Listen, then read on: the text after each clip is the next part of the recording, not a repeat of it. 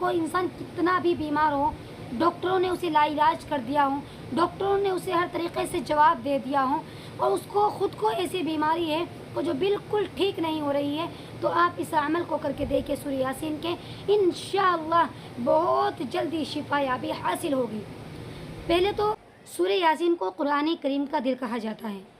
जो शख्स सूरह यासीन को का उस तरह से वजीफ़ा करेगा जिस तरह से मैं आगे वीडियो में बतलाने वाली हूँ, तो इंशाअल्लाह उसकी बड़ी से बड़ी ज़रूरत भी पूरी होगी, चाहे वो रिश्ता तलाश करने की ज़रूरत हो या कि उसके अलावा कोई भी ज़रूरत हो।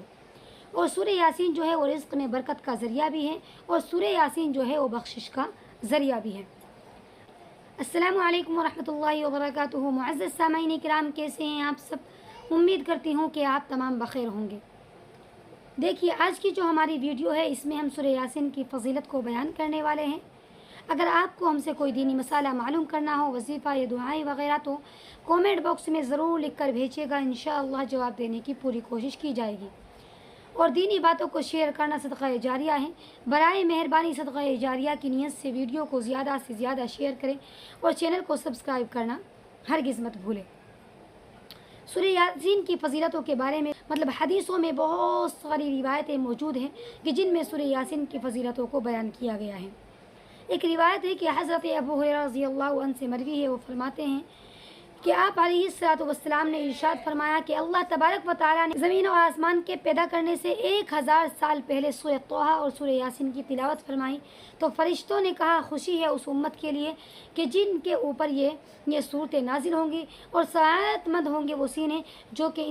इन सूरतों को महफूज करेंगे, और सआदतमंद होंगी वो ज़बानें कि जो कि इनकी तिलावत करेंगी। यानी अल्लाह तबारक व तआला ने पूरी उम्मत मुस्लिमा को और पूरे जहान को, यहाँ तक के ज़मीनों और आसमान को पैदा करने से 1000 साल पहले सूरह तोहा और सूरह यासीन की तिलावत फरमाई। तो आप खुद ही समझिए कि इस पूरे जहान को पैदा करने से पहले भी क्या है, सबसे पहले सूरह यासीन की जब तिलावत फरमाई गई है, तो फरिश्तों ने कहा कि कितने खुशनसीब होंगे वो लोग, कितने सआदतमंद होंगे वो लोग कि जिनके ऊपर ये सूरतें नाजिल होंगी, और सआदतमंद होंगे वो सीने जो इनको याद करेंगे, जो इन्हें महफूज करेंगे, और सआदतमंद होंगी वो ज़बानें जो कि इनकी तिलावत करेंगी। आप इतनी बड़ी बातों से भी सूरह यासीन की फ़जीलत का अंदाज़ा लगा सकते हैं कि सूरह यासीन की कितनी बड़ी फ़जीलत है।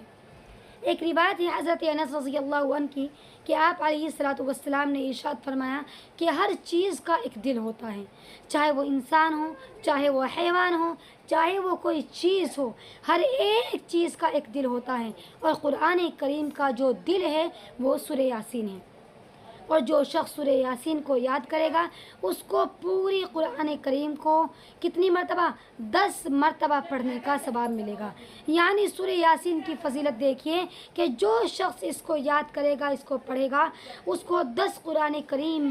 के बराबर सवाब मिलेगा। अब खुद सोचिए कितनी बड़ी फ़जीलत है।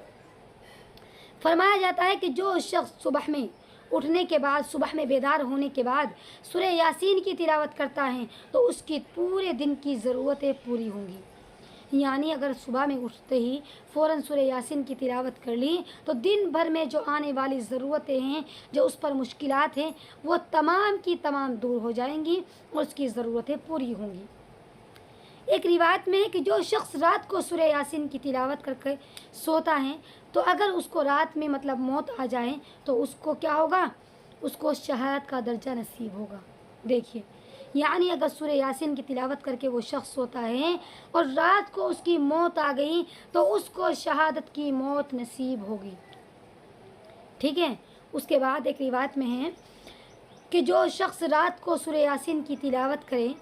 तो जब सुबह में वो उठता है तो सुबह में उठने तक के उसके जितने भी रात भर के सगीरा गुनाह होते हैं वो तमाम के तमाम बख्श दिए जाते हैं, तमाम के तमाम मुआफ़ कर दिए जाते हैं। ठीक है। और फरमाया जाता है कि बेशक कुरान करीम की एक सूरत है जिसको अल अज़ीज़ यानी कि प्यारी कहा जाता है। ठीक है। और जो शख्स उसको याद करेगा वो सूरत उसकी सिफारिश करेगी, और जो शख्स उसको याद करेगा उसके पढ़ने वाले को क़यामत के रोज़, उसके याद करने वाले को क़यामत के रोज़ क्या कहा जाएगा, शरीफ कहा जाएगा। اور وہ قبیلہ بنو ربیعہ اور قبیلہ بنو مضر کے لوگوں جتنے ان میں تھے نا، ان سے زیادہ لوگوں کی وہ صورت سفارش کرے گی۔ اور کیا کہتے ہیں، اس صورت کا نام سورہ یاسین ہے۔ آپ خود سمجھیے، جو شخص اس صورت کو یاد کرے گا تو قیامت کے روز وہ اس بندے کی، اس یاد کرنے والے بندے کی سفارش کرے گی کہ اے اللہ، اس نے مجھے اپنے سینے میں اتارا، اس نے مجھے یاد کیا، اس کے سینے میں موجود ہوں، آپ اسے بخش دیجئے۔ تو معلوم نہیں کہ اللہ تبارک و تعالی اپنی اس صورت کے طفیل ہی ہماری بخشش کر دے۔ تو اسی لیے سورہ یاسین کی زیادہ سے زیادہ تلاوت کریں اور سورہ یاسین کو یاد بھی ضرور کریں۔ دیکھیے، بزرگان دین کا تجربہ اس بات میں یہ بھی ہے، یعنی سورہ یاسین کے پڑھنے میں، کہ یہ ضرورتوں کو پوری کرنے میں، مشکلات کو دور کرنے میں اور مصائب کو دور کرنے میں بھی بہت زیادہ مفید ہے۔ یعنی جو شخص سورہ یاسین کی تلاوت کرے کسی بھی وقت میں، تو اس کی جو مشکلات ہیں وہ مطلب ان کو اللہ تبارک و تعالیٰ غیب سے دور فرما دیتا ہے، اور جو اس کی پریشانیاں ہیں ان کو دور کر دیتا ہے، اور اس کی ضرورتوں میں غیب سے مدد بھی فرماتا ہے۔ اس کے علاوہ سورہ یاسین کے بارے میں آتا ہے کہ نزاع کے وقت، یعنی جس وقت انسان کا انتقال ہونے والا ہو، اگر کوئی شخص اس وقت سورہ یاسین کی اس کے سامنے تلاوت کرے تو اس کی جان نکلنے میں بھی آسانی پیدا ہوتی ہے اور روح کو اس کی سکون بھی ملتا ہے۔ ٹھیک ہے، اس کے علاوہ ایک وظیفہ بتلایا جاتا ہے سورہ یاسین کے بارے میں کہ اگر کسی انسان کے اوپر بہت بڑی کوئی پریشانی ہے، مثلا کسی لڑکی وغیرہ کا رشتہ نہیں مل رہا ہے، یا اور کوئی مصائب، کوئی پریشانی، قرض وغیرہ آ کر کے اتنا زیادہ انسان کے اوپر مطلب قرض ہے، یا اور کوئی پریشانی ہے، بیمار ہے، پریشان ہے کسی بھی طرح سے، کوئی مطلب کتنی بھی بڑی پریشانی ہو، اور کوئی شخص اس طرح سے سورہ یاسین کو تلاوت کرے، یعنی سورہ یاسین کو پہلے پڑھیں،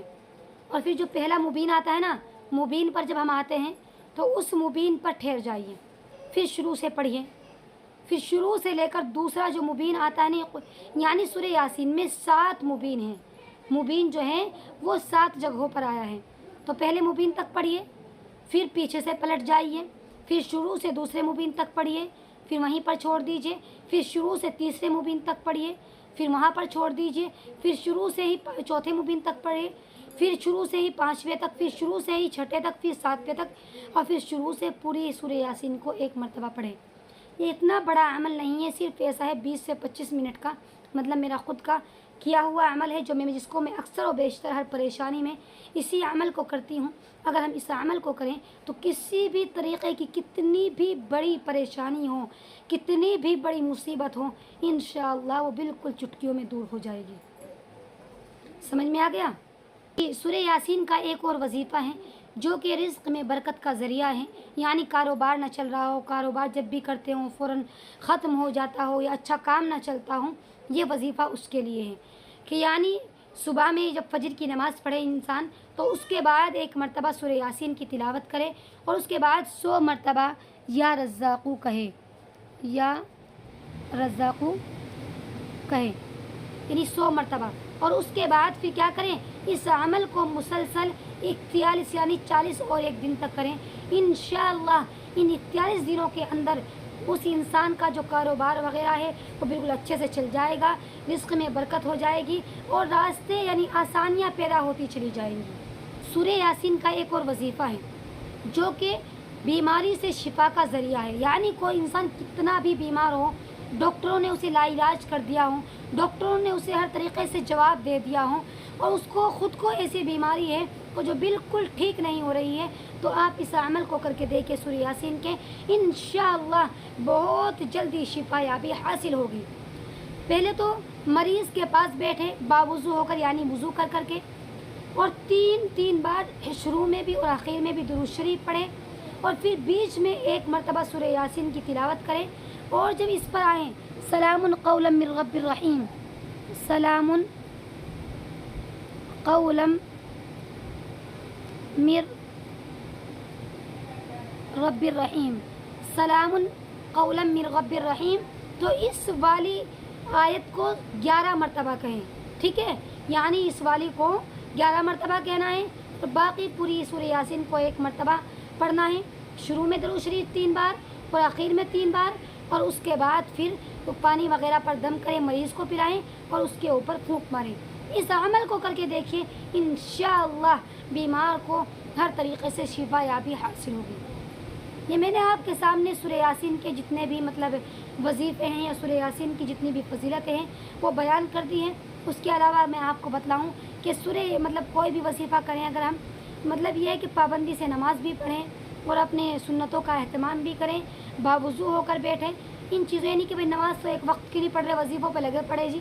اس سے کوئی فائدہ نہیں ہوگا، بلکہ آپ نماز بھی پڑھیے اور ساتھ میں باوضو بھی رہیے اور بھی دعائیں وغیرہ کا اہتمام کیجیے، سنتوں کا اہتمام کیجیے اور وظیفے بھی کیجیے، انشاءاللہ فائدہ ضرور حاصل ہوگا۔